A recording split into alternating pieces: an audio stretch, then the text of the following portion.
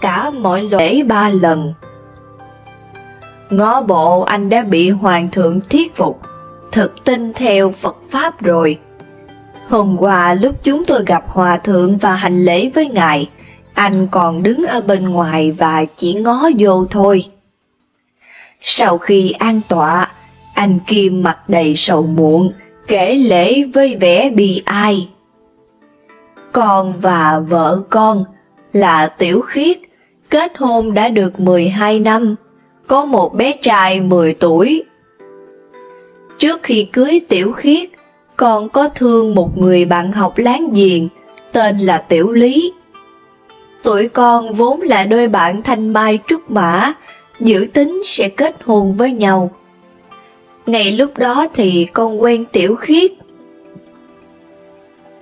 Nếu so về tướng mạo, công việc, hoàn cảnh gia đình, Tiểu Khiết đều thua xa Tiểu Lý.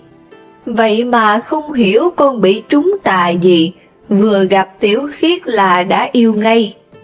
Mặc cho bạn bè người thân phản đối, con vẫn ương bướng, quyết kết hôn cùng với Tiểu Khiết.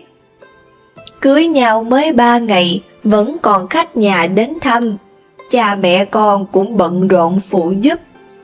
Ngay lúc này có 2 người bạn bước vào, vừa cung tay chúc mừng vừa cười bảo con: "Chú Kim này, em thật có lỗi nha, kết hôn mà không báo cho các anh hay, sợ tốn rượu mừng hay gì?"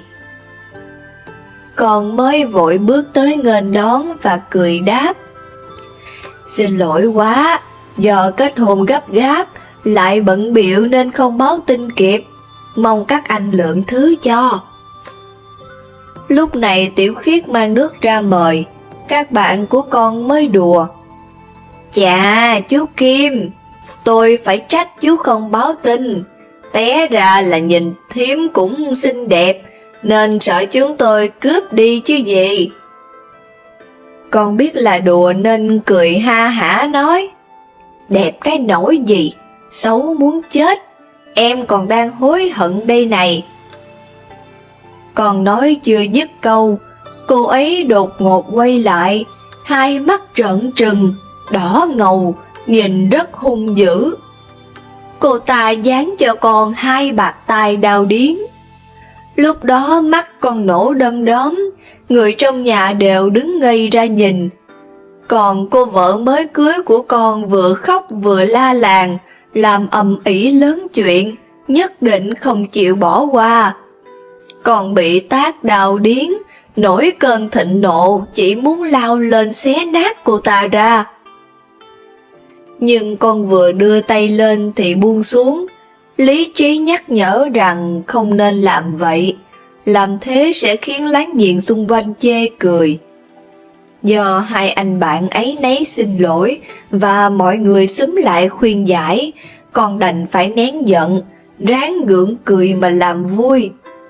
Suốt 12 năm nay, chúng con gây cãi đánh nhau không ngừng, luôn ầm ĩ và đòi ly hôn đến 6 lần. Trong đó là có 2 lần Tiểu Khiết đã dọn đồ đi. Nhưng mỗi khi sắp làm thủ tục ly hôn, luôn bị thân bằng xúm vào ngăn trở, khiến cho việc ly hôn đều bất thành. Điều này khiến lòng của con rất là thống khổ. Cả 2 đứa đều muốn ly hôn, nhưng cứ gặp cảnh chia tay là bất thành. Có quái gì không chứ? Xin sư phụ chỉ dạy giúp cho con. Trong lúc anh Kim nói, Hòa thượng Diệu Pháp khép nhẹ đôi mắt như đang nghe, lại giống như đang suy nghĩ. Bây giờ ngài đưa mắt nhìn anh Kim và hỏi: "Anh dẫn con trai đi sở thú, rất thích ngắm nhìn lũ chim công phải không?" "Dạ phải, con thấy con công xòe đuôi rất đẹp." Hòa thượng mỉm cười kể: "Cách đây 3 đời, anh sinh ở một thôn trang dưới núi, là một nam tử Hán. Anh thường lên núi đốn củi và quen với một con công ở trên núi. Mỗi lần gặp hay cho nó ăn thứ gì đó, công cũng hay chơi đùa với anh. Anh cũng rất thương con công này, và con công cũng quyến luyến anh vô cùng. Có ái tức có tình. Đời sau là kiếp thứ hai, anh cô vợ sẽ nới tay nghỉ mệt một lúc, xong lại làm tiếp, vừa kéo vừa siết dây vừa mắng chửi anh. Về đâu anh tỉnh dậy, mở mắt ra, nhưng từ cổ trở xuống đã mất tri giác, từ đó anh bị bại liệt. Nghe đến đây, mặt anh Kim trắng bệch không còn một chút máu. Anh vội quỳ xuống trước hòa thượng Diệu Pháp, khủng hoảng thưa: Xin sư phụ cứu con. Cách đây 5-6 năm về trước, có lần con đi công ty bách hóa. Khi về vừa ra tới cổng lớn, thì con thấy có một người đẩy xe lăn cũng tiến ra cổng. Con vô cùng kinh ngạc khi phát hiện người ngồi trên xe lăn chính là con, nhưng tuổi nhìn khoảng ngoài 40 tuổi. Con định thần nhìn lại thì mới thấy không phải là con, nhưng con vừa chớp mắt lại thấy đó là con. Hiện tượng kỳ quặc này đã khiến con suy nghĩ suốt mấy ngày. Lúc đó con có nghĩ, phải chăng mình thấy điềm báo là vào lúc hơn 40 tuổi mình sẽ bị bại liệt? Bây giờ nghe sư phụ kể câu chuyện này thì con đã hiểu và tin. Xem ra mình thực sự có bị nạn đó. Xin Ngài hãy cứu con, hãy thu nhận con làm đồ đệ. Từ nay trở đi con muốn là đệ tử của Phật. Nếu không, cho dù con kiếm được tiền nhiều đến mấy thì có ích gì đâu. Hòa thượng Diệu Pháp mỉm cười nói: Con hãy đứng dậy. Chuyện quy y hãy đợi trong chùa thông báo cho. Còn như giúp con giải trừ nạn này thì mấu chốt nằm ở bản thân con. Trước tiên con phải sám hối nghiệp gây gỗ, đánh đập người trong kiếp trước và lỗi đã sát hại con sói. Giờ đây con có thể lên đại điện lễ Phật và sám hối. Sau khi về nhà rồi thì phải thiết lập Phật đường ngay trong nhà.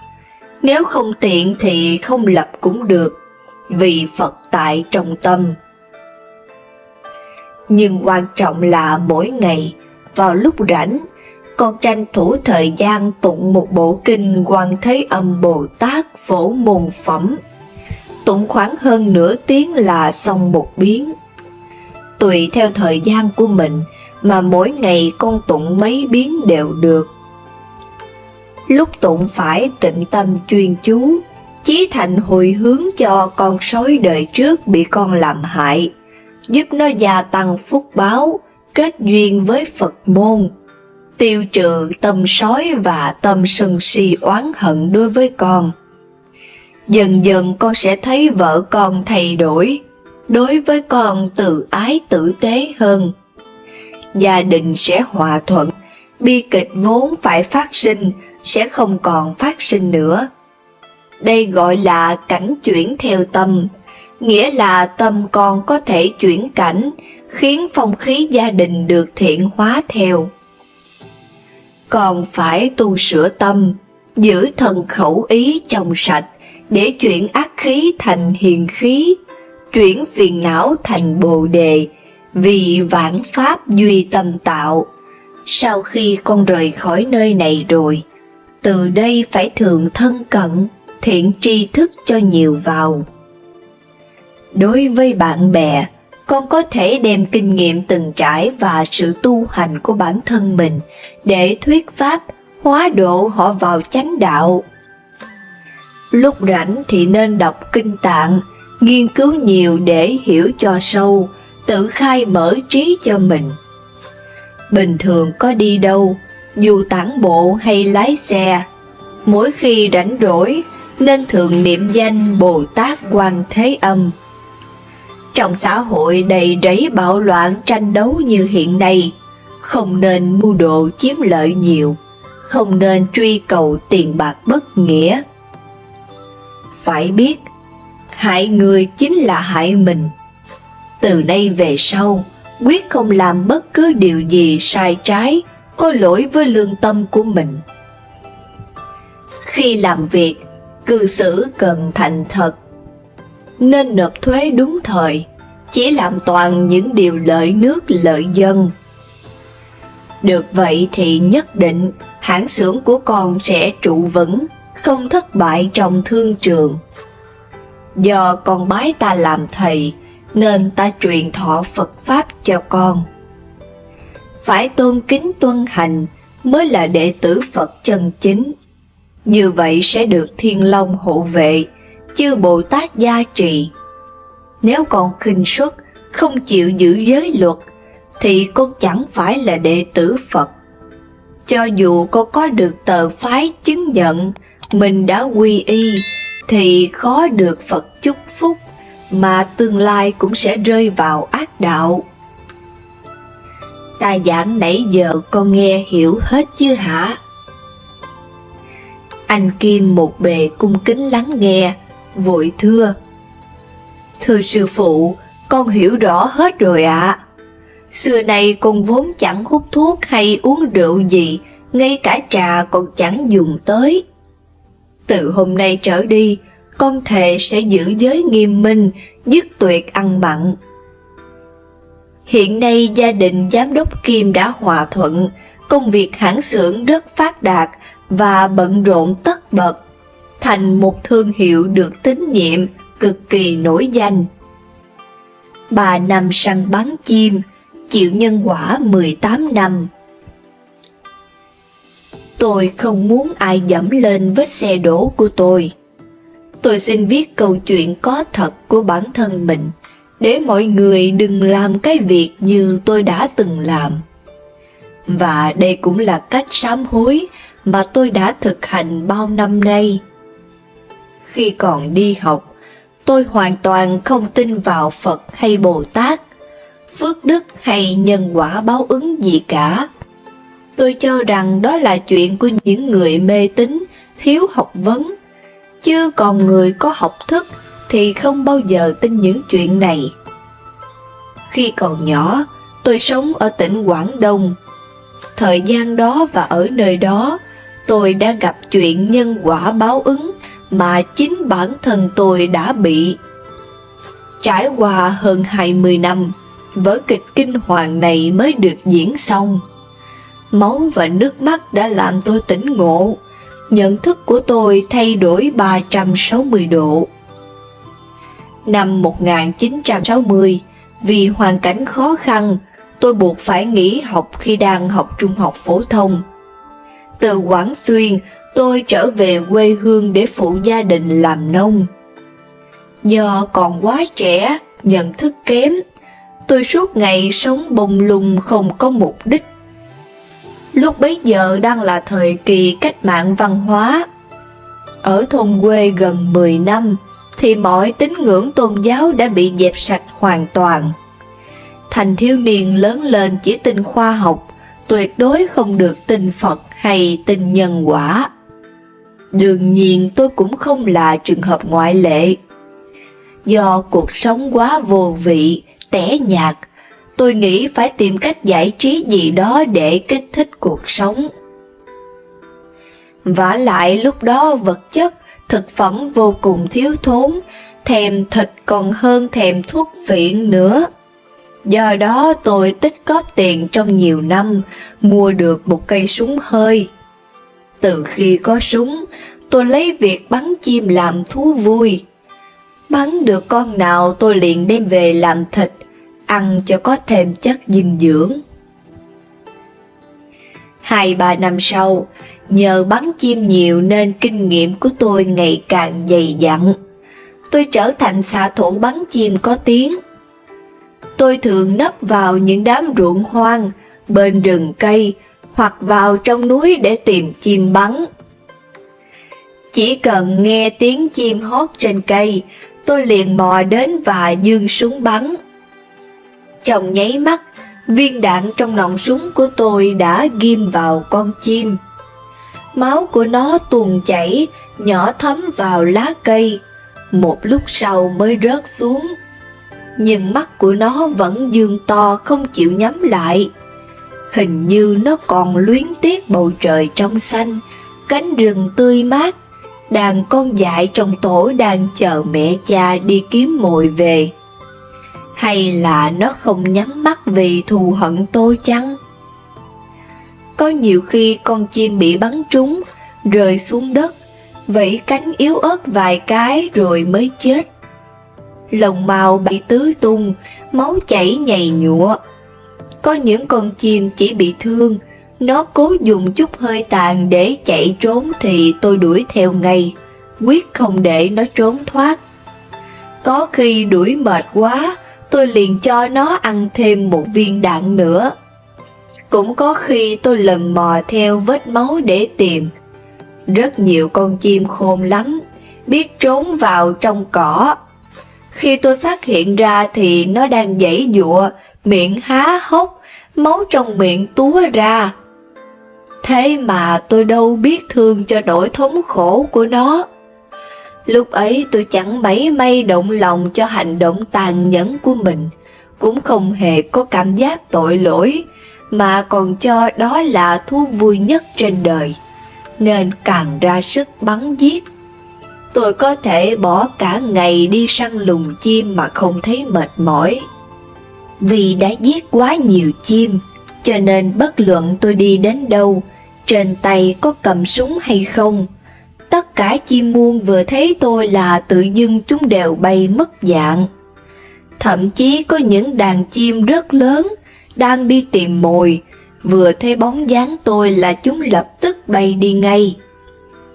Do vô minh, tôi không biết rằng do sát khí của mình quá nặng, khiến cho chim muông vừa thấy bóng tôi liền chạy trốn vì quá sợ hãi. Thời gian tôi bắn chim không lâu, chỉ trong khoảng 3 năm, từ năm 18 tuổi cho đến năm 20 tuổi. Nhưng vì là tay thiện xạ, lại rất say mê, cho nên số lượng chim trời tôi bắn rất nhiều. Có ngày bắn được mấy chục con. Không có người thân bên cạnh, người trong làng cũng không ai khuyên bảo, tôi lại càng dấn thân vào tội lỗi. Mãi sau tôi thấy hành động của mình quá tàn nhẫn, mới bỏ đi việc bắn chim. Một lần nọ, tôi tình cờ gặp được một người dân bị trong làng cho là gàn dở mê tín và côn đồ. Tôi và ông ta cùng đi chung trên một đoạn đường. Ông kể cho tôi nghe một chuyện có liên quan đến báo ứng. Thú thật, lúc ấy những tư tưởng được nhồi sọ khi còn ngồi trên ghế nhà trường đã ăn sâu trong tâm trí tôi, nên tôi không một chút tin tưởng vào lời ông ta. Nhưng sâu trong tâm khảm tôi vẫn còn lắng động âm hưởng những gì ông nói. Tôi thường thấy bất an về những hành động trước kia của mình. Tôi bắt đầu đi tìm người để thỉnh giáo, nhưng những người trong làng họ đâu có tin vào tội phước, đâu có tin vào nhân quả báo ứng.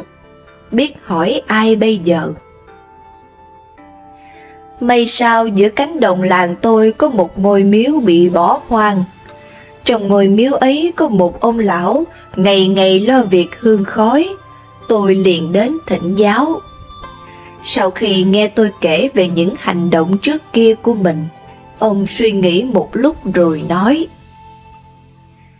theo tôi được biết, vấn đề của anh thì nếu đã biết sợ tội ác, thì phải mau chóng quyết tâm sửa lỗi lầm. Lúc nào anh cũng phải có tâm nguyện, thà chết chứ không làm việc ác nữa, thì mới mong cứu vãn bớt được ác báo sau này. Nhưng đó chỉ là lý thuyết, thực tế chẳng hề dễ dàng và đơn giản như vậy. 2 năm sau, tôi phát hiện hậu môn của mình có 5-6 cục trĩ. Nó thường làm cho tôi đau đớn thống khổ vô cùng, nhất là những lúc đi vệ sinh. Trước giờ bệnh trĩ là căn bệnh mà mọi người thường gặp. Chỉ cần tìm một vị bác sĩ chuyên khoa thì sẽ chữa bớt được ngay. Tôi liền đi mời một vị bác sĩ giỏi về để chữa bệnh trĩ. Cách trị của ông ta là dùng một loại thuốc nước có mùi rất thúi, xoa vào những cục trĩ đó. Mục đích là để cho thuốc này ăn mòn dần dần những cục trĩ. Hàm lượng thạch tín trong thuốc nước của ông ta rất cao. Mỗi ngày ông đến nhà để thoa thuốc, sau đó mỗi cục trĩ ông châm thêm một cây kim. Nhiều năm lão luyện, tay nghề của ông rất giỏi, cộng thêm ông dùng thuốc tê. Vì vậy khi châm kim vào tôi không thấy một cảm giác đau đớn nào cả. Nhưng khoảng 5 giây sau khi châm, tôi thấy trong tim hồi hộp khó chịu, hô hấp bắt đầu khó khăn, thấy trời đất tối sầm. Tình hình không mấy khả quan, tôi dùng hết sức, nói rằng: "Không được rồi bác sĩ ơi." Nói xong tôi không còn sức để thở nữa.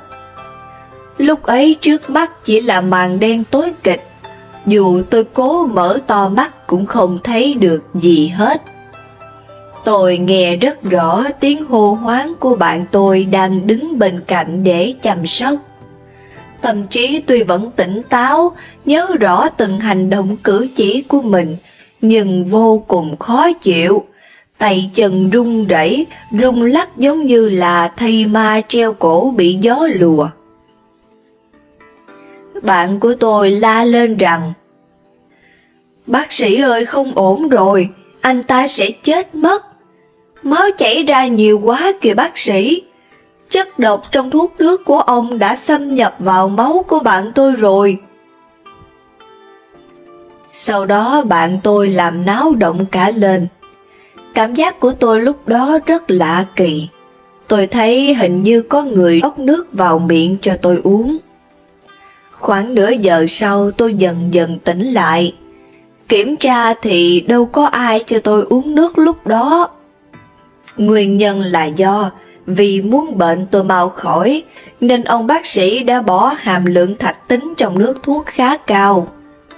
Chất thạch tín theo cục trĩ xâm nhập vào mạch máu, mà mạch máu thì thông với tim.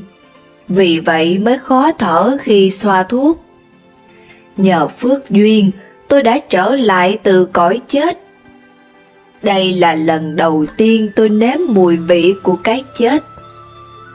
Những lỗ kim châm này là nguyên nhân chính khiến cho sau này cục trĩ của tôi càng khó chữa trị.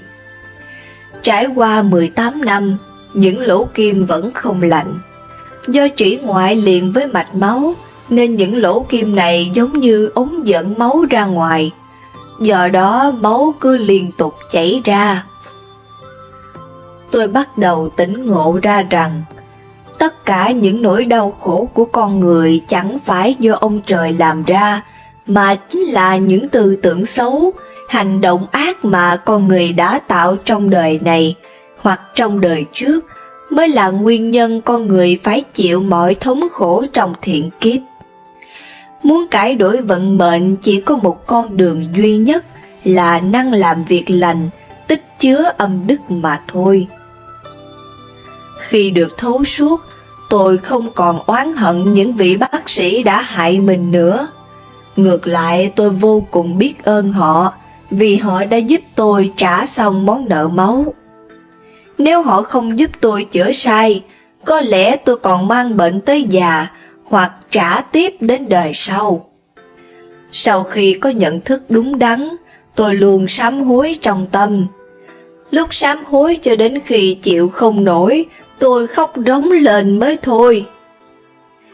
Tôi quyết tâm lấy công chuộc tội, tự nhủ tranh thủ lúc còn trẻ, gấp rút lo tu hành để cải thiện vận mệnh đời mình. Sau đó tôi thường nhờ bạn bè đi mua động vật để phóng sinh. Hàng ngày gặp những cơ hội phóng sinh, cứu sinh vật là tôi đều không bỏ qua. Đồng thời tôi cũng dùng hết khả năng của mình để giúp đỡ người bệnh tật, nghèo đói. Tôi cũng thường ráng hết sức lực để bí mật đến ngôi đền giữa cánh cổng, lễ bái và cúng thí cho các oan hồn cửa tử ở 10 phương, giúp họ được ấm no. Nói ra cũng thật kỳ lạ, Từ sau khi tôi bố thí phóng sinh, cơn thống khổ của bệnh trĩ của tôi đã dần dần giảm thiểu một cách rõ ràng, máu cũng ít chảy ra hơn. Dần dần thì cách 2-3 ngày mới chảy, rồi đến 1 tuần mới phát một lần, mà cũng không cần thuốc men chi cả. Nửa năm sau bệnh bắt đầu bình phục, người tôi có da có thịt trở lại, có thể đi mà không cần người dìu như suốt 10 mấy năm qua. Tôi càng vui mừng nên càng ra sức làm nhiều việc thiện quanh năm suốt tháng. Bệnh trĩ từ 8 rồi 10 ngày, 1 tháng 2 tháng mới phát một lần. Đến mùa xuân năm trước, nó còn hết chảy máu và cơn đau cũng hết hẳn.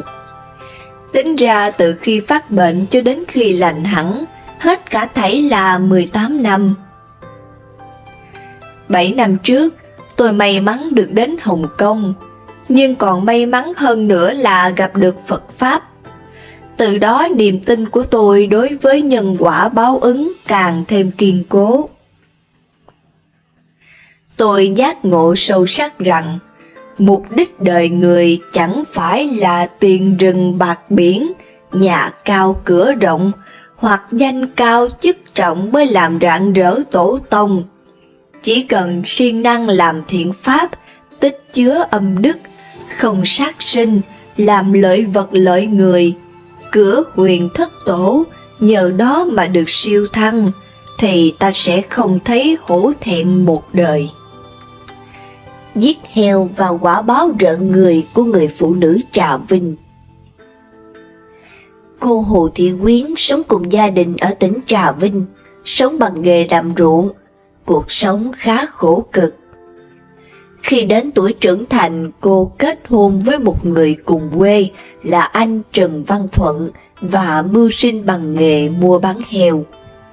Mua bán heo vài năm cũng khấm khá, nên hai vợ chồng cô kim luôn, vừa mua heo vừa mổ thịt và bán tại chợ.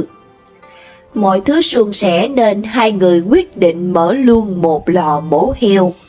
Giết mổ lấy thịt giàu sỉ và một phần đem đến sạp tại chợ để bán lẻ. Cuộc sống cứ như vậy được vài năm. Nghiệp báo đầu tiên xuất hiện lúc cô đang mang thai đứa bé gái. Cổ của cô bỗng nhiên nổi lên một cục bướu. Gia đình đưa cô lên Sài Gòn để mổ. May cho cô là bướu lành tính, bấy giờ cô vẫn chưa hiểu gì về quả báo. Sau đó về lại Trà Vinh, cô vẫn tiếp tục làm heo và bán, vẫn không hề giảm giết chóc. Cô lại có thai đứa bé trai và sinh khó phải đi mổ, sức khỏe càng lúc càng yếu. 3 tháng sau đó tự nhiên máu trong người cô đổ ra rất nhiều, như bị băng huyết. Cô ngất xỉu nên người nhà phải đưa đi bệnh viện cấp cứu, tưởng chừng như không thể qua khỏi. Bác sĩ đã truyền máu và mổ cho cô lấy một cục khối u khác nữa, đem ra ngoài và may vết thương lại. Trong khi con trai của cô bị bệnh liên tục, 1 tháng bị động kinh 3-4 lần, sức khỏe cũng không tốt. Kể từ thời gian này trở đi, gia đình cô luôn xảy ra chuyện. Vợ chồng thì bất hòa, con cái thì bệnh tật liên miên. Chồng cô có tiền, sinh ra thói ăn chơi nhậu nhẹt. Có nhiều đêm không thèm về nhà, nên gánh nặng công việc và gia đình đổ dồn vào cô. Càng ngày tinh thần và thể xác của cô Quyến càng sa sút. Nhân duyên đầu tiên giúp cô biết về Phật Pháp là vào năm 2004. Cô đến chùa gần nhà thỉnh sư cô về tụng kinh, tẩm liệm cho tang lễ của mẹ cô. Sư cô thấy gia đình làm nghề giết mổ heo như vậy, mới hướng dẫn cho cô về việc không nên sát sanh, hại vật trong tang lễ. Cô nghe qua mà hết hồn, vì cô đã giết tới 5 con heo để những người đến phụ đám được ăn tiệc và cũng thể hiện sự có hiếu lần cuối với mẹ. Không ngờ lại là bất hiếu chứ không phải có hiếu. Sư cô giải thích rằng nếu giết mổ như vậy, người mất rất đau khổ, sẽ bị đầu thai làm kiếp súc sinh để trả nợ, mà người sống cũng bị quả báo rất nặng. Cô sợ hãi nên đã nhờ sư cô tổ chức cúng trai tăng hồi hướng cho mẹ. Sau đó trong 29 ngày, thường xuyên đến chùa để tụng niệm và nghe Phật Pháp. Cô quy y Tam Bảo, pháp danh Diệu Minh, nhưng cô vẫn chưa từ bỏ được nghề. Lúc này chồng cô hoàn toàn giao phó việc mổ heo và bán heo cho cô quản lý. Đầu năm 2005, cô nằm mơ một giấc mơ rất kỳ lạ. Cô thấy mấy người đem con heo lên bàn thọc huyết rồi quăng xuống. Nhìn kỹ thì hóa ra đó là con trai của cô.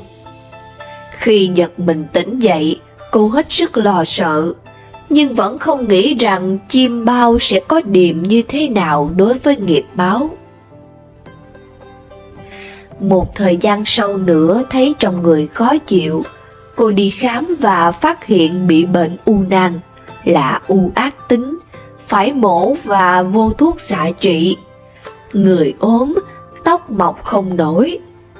Do sức khỏe của cô kém quá, lại thiếu máu trầm trọng, nên bác sĩ cho cô về nhà tạm nghỉ dưỡng 1 tuần, rồi vào điều trị tiếp.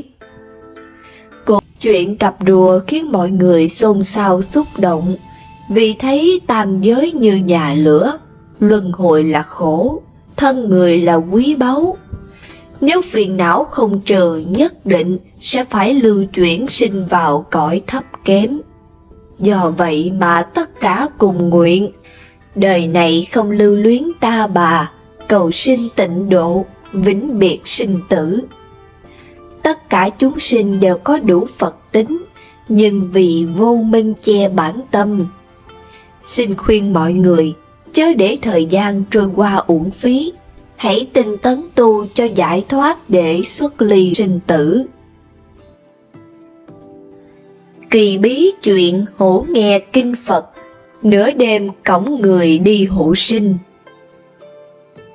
Ngôi chùa là nơi sinh hoạt tâm linh duy nhất của ấp, và khiến cho con đường đi qua bầu đưng trù phú cá tôm bớt đi phần lạnh lẽo, ghê rợn. Chùa gắn với nhiều giai thoại lạ, như gia đình hổ về trú ngụ để nghe kinh, nửa đêm cõng người đi hộ sinh, và đặc biệt linh thiêng với người ngoại tỉnh.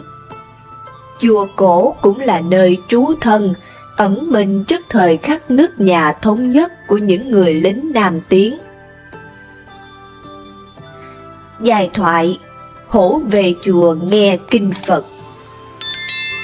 Không khang trang, nghi ngút khói nhang như những cổ tự khác trong tỉnh, chùa Phước Định ở xã An Ninh Đông, huyện Đức Hòa, tỉnh Long An, khuất sâu trong con đường đất đỏ. Không còn những ngày Phật tử tấp nập, lễ hội linh đình. Giờ đây chùa vắng vẻ, im ắng dưới bóng mát của 2 cây củ chi khổng lồ, nơi từng là hang của gia đình hổ. Cho đến ngày nay, những giai thoại ly kỳ về ngôi cổ tự này vẫn được người dân nơi đây nắm giữ như là chuyện kể dân gian của địa phương. Một trong những chuyện được nhiều người biết đến là việc chùa từng là nơi trú ngụ, nghe kinh của một gia đình cọp có thân hình to lớn khác thường. Ông Phạm Văn Phước, 62 tuổi, ngụ ở xã An Ninh Đông, huyện Đức Hòa, tỉnh Long An, giám tự của chùa Phước Định cho biết: về lai lịch chùa này đến nay, chúng tôi vẫn không thể xác định chính xác, mà chỉ biết chùa có từ đời ông Sơ, ông Cố của tôi. Đây là chùa dòng họ nhà tôi để lại. Xưa kia nơi này toàn là rừng rú hoang sơ. Có một ông ở trên Lộc Giang, thấy đất ở đây tốt, lại có bầu nước quanh năm trong mát, cho nên đã chặt tre, hái lá dựng một ngôi chùa nhỏ để tu tập. Sau này thì ông ta sang lại chùa cho dòng họ tôi, và được chúng tôi lưu giữ đến giờ. Cũng theo ông Phước, từ ngày nhận chùa tu tập, từ thời ông cố của ông đã xuất hiện những giai thoại ly kỳ. Theo ông, một trong những điều kỳ lạ nhất là nơi đây trước kia chỉ có rừng rú hoang sơ, nên cọp beo rất dữ dằn. Trước khi có ngôi chùa lá, mặc dù biết bầu nước ở đây quanh năm trong mát, trù phú cá tôm, nhưng người dân không ai dám đến đánh bắt, lấy nước. Cách xa hàng trăm cây số, vào những đêm thanh vắng, người dân đều nghe rất rõ tiếng gầm vang trời của cọp lớn. Các lão nhân nơi đây lý giải, sở dĩ khu vực chùa Phước Định xưa kia nhiều hùm beo vì nơi đây có bầu nước tốt. Các loài khác cũng tụ tập về đây uống nước, tắm táp, nên cọp beo thường xuyên xuất hiện để săn mồi. Tuy nhiên sau khi có chùa, hùm beo nơi đây không những không gây hại mà còn im ắng. Thậm chí chúng còn vào khuôn viên chùa để nghe kinh Phật.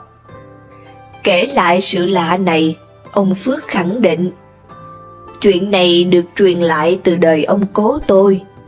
Từ khi mới biết nói, tôi đã được nghe kể rằng trước đây có 2 con cọp, một đực một cái, to lớn vào chùa nằm nghe kỹ. Con Phật phải tự thân chứng đạt hạnh phúc, chứ không cầu xin ân điển từ các đấng thiêng liêng. Để đạt được điều ấy, nỗ lực tu tập của tự thân, loại bỏ các tâm niệm về dục sân hại là căn bản và cần yếu nhất. Phật dạy về cách để có được may mắn gõ cửa. Quan trọng là bạn có thực sự muốn điều đó hay không. Những lời Phật dạy cho tâm thanh tịnh, cho lòng bình an. Đạo không nằm trên bầu trời, mà đạo nằm trong tim. Và chỉ có những người nào nhận thức được về mình thì người đó mới thực sự thức tỉnh. Cuộc sống với những bộn bề lo toan khiến con người ta luôn bận rộn để mưu sinh mà quên mất đi những cái bình dị, an lạc của cuộc đời. Mời quý Phật tử cùng nghe những lời Phật dạy cho tâm thanh tịnh, cho đời bình an, giác ngộ để tìm về với cuộc sống an lạc, bình dị. Để dù trong bất cứ hoàn cảnh nào, chúng ta vẫn có thể hành việc thiện dù là nghịch cảnh trái ngang. Với những người đã đạt tới cảnh giới cao trong cuộc đời, giác ngộ, thức tỉnh, hiểu thấu luân thường đạo lý, để tai luôn cận kề với những lời nói ác ý hay những hành động bị người khác hãm hại. Một ngày kết thúc với chiếc bụng đói, quần áo, nơi ở thiếu thốn, nhưng nụ cười vẫn luôn hé nở trên môi. Đức Phật có dạy rằng, đứng trước mỗi sự việc không như mình muốn, chúng ta cần phải đi sâu hơn và sâu hơn nữa, để tìm cho ra những nguyên nhân đang gây rắc rối cho chúng ta. Khi đã nắm rõ được nguyên nhân, nền tảng phát sinh ra các vấn đề khiến ta căng thẳng, mất bình tĩnh, thì ta sẽ tìm được các phương pháp giải quyết hợp lý, hợp tình. Trong đó, phiền muộn, u buồn của con người có thể bắt nguồn từ những điều nhỏ nhặt trong cuộc sống. Nó tồn tại dưới nhiều hình dạng và trạng thái khác nhau. Có những nỗi buồn chỉ là man mác, nhưng cũng có những nỗi buồn lại thấu đến đau lòng. Tuy nhiên, dù là trạng thái buồn ở mức độ nào, thì chúng ta cũng cần sự kiểm soát để khiến lòng thanh thản và bình yên. Nếu bạn đang gặp phải những khó khăn hay thất bại, hãy tập nhìn ra thế giới xung quanh để thấy rằng vẫn còn rất nhiều người khổ hơn mình. Họ vẫn đang chống chọi từng ngày để vượt qua. Và quan trọng hơn cả là vẫn còn rất nhiều điều tốt đẹp bên cạnh mình. Đó là tình yêu của cha mẹ, là sự ủng hộ của bạn bè, và còn có cả những ngã rẽ khác bạn có thể đi. Dưới đây là 7 lời Phật dạy cho tâm thanh tịnh, dành cho những người đang có tâm sự hay phiền muộn để cuộc sống thêm an yên. Một là sự thanh tịnh nằm ở trong tâm. Cả đời làm việc vất vả, đến cuối cùng chỉ muốn bản thân được an nhàn để hưởng thụ cuộc sống. Con người ta luôn muốn tìm kiếm sự thanh tịnh ở bên ngoài, trong khi quên mất rằng nó là cái mà ai cũng có thể đạt được. Nó không ở đâu xa, mà ở trong chính tâm hồn. Nếu tâm của bạn bớt tham lam, sân si, ganh đua ghen ghét, thì tự khắc bản thân sẽ thấy thờ hồng, có thể làm đau người khác. Nhưng người bị phỏng đầu tiên lại chính là bản thân chúng ta. Sẽ có lúc chúng ta cáu gắt, quát nạt với mọi người xung quanh, nhưng bản thân ta đâu ngờ điều đó lại làm hại chính bản thân mình. Đừng bao giờ nói bất kỳ câu gì khi bạn đang tức giận. Người ta thường nói giận quá mất khôn. Những câu nói nặng nề vô tình của bạn có thể gây tổn thương sâu sắc đến người khác. Sự tổn thương đó vô tình làm bạn mất đi những người quan trọng nhất với mình. Đừng để những lời nói và hành động lúc nóng giận nhất thời khiến ta ân hận cả một đời. 3 là suy nghĩ sẽ định hình nên con người bạn. Bạn nghĩ bạn thế nào thì bạn chính là như thế ấy. Chúng ta nghĩ mình vô dụng thì chắc chắn chúng ta sẽ không bao giờ làm nên trò trống gì, vì bản thân ta chẳng thèm hành động. Chúng ta nghĩ mình thông minh, dĩ nhiên chúng ta sẽ thông minh, vì tự bản thân ta sẽ biết cách tạo nên điều đó. Chỉ cần suy nghĩ tích cực, giữ cho tâm được thanh tịnh, thì mọi chuyện sẽ tự nhiên tốt đẹp lên thôi. Do đó, cuộc sống cũng sẽ ít đi những u buồn, phiền muộn, vì lúc nào con người ta cũng cố biến mọi thứ ta gặp phải trong cuộc sống thành niềm vui cho riêng mình. 4 là nếu biết người là thông minh thì biết mình chính là sự giác ngộ. Chiến thắng chính bản thân mình còn vẻ vang hơn là chiến thắng cả ngàn trận đánh. Đó là một bài học sâu sắc mà ai trong chúng ta cũng cần biết. Tự chinh phục cái tâm của mình chính là cửa ải lớn nhất mà con người phải trải qua. Do đó, thiền định là cách tốt nhất để chúng ta hiểu đúng về chính bản thân mình. Biết được bản thân thích gì, làm gì để thỏa mãn nó, chính là cách để con người ta sống vui hơn mỗi ngày. Đừng tưởng đây là điều dễ thực hiện, vì có những người đã mất cả đời chỉ để làm điều này thôi đấy. 5 là thay thế đố kỵ bằng ngưỡng mộ từ tâm. Nếu còn đố kỵ thì chắc chắn tâm ta sẽ còn buồn phiền, không thể thanh tịnh. Thay vào đó, chúng ta nên đón nhận và vui cho sự thành công của người khác bằng sự ngưỡng mộ.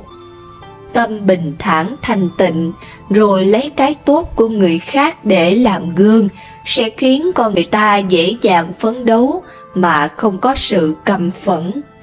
Đố kỵ đôi khi chỉ làm lòng người thêm nhơ bẩn. Thậm chí chỉ vì sự đố kỵ mà con người ta có thể biến chất, trở thành người chuyên làm những hành động xấu xa mà đôi khi chính bản thân mình cũng không thể ngờ tới. 6 là nhân từ với tất cả mọi người. Hãy nhớ luôn nhẹ nhàng với trẻ con, yêu thương người già, đồng cảm với người cùng khổ, nhân từ với kẻ yếu thế và người lầm lỗi. Một lúc nào đó trong đời, chúng ta cũng có thể sẽ rơi vào những hoàn cảnh đó. động lòng trắc ẩn với mọi người, kể cả kẻ giàu cũng như người nghèo. Ai cũng có nỗi khổ riêng, có người chịu khổ nhiều, có người chịu khổ ít. Nhân từ để yêu thương và đồng cảm với mọi người, vì mỗi người đều có những nỗi khổ riêng mà chỉ có họ mới thấu. Nếu con người ta nhìn nhận mọi việc bằng con mắt nhân từ và sự tốt đẹp, thì cuộc đời ta sẽ luôn tươi đẹp, mọi thứ đều hoàn hảo. Tâm can chúng ta sẽ được thanh lọc bởi những hành động mà chúng ta dành cho người khác. 7 là vạn sự tùy duyên. Bàn tay ta vung đắp, thành bại thuộc vào duyên. Vinh nhục ai không gặp, có chi phải ưu phiền.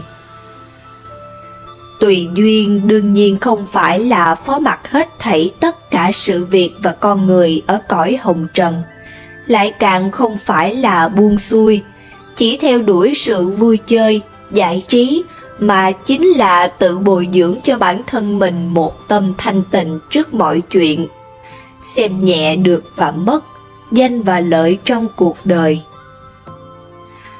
Mọi sự tùy duyên, duy trì được một tâm thanh tịnh, chính là cảnh giới cao nhất của đời người.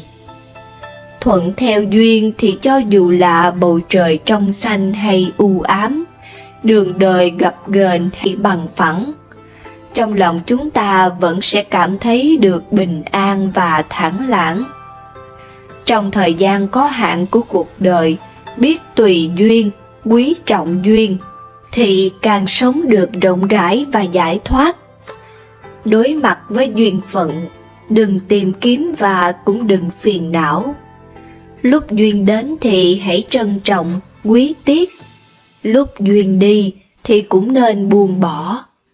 Hết thảy đều sống thuận theo tự nhiên mới là tốt nhất, thanh thản nhất.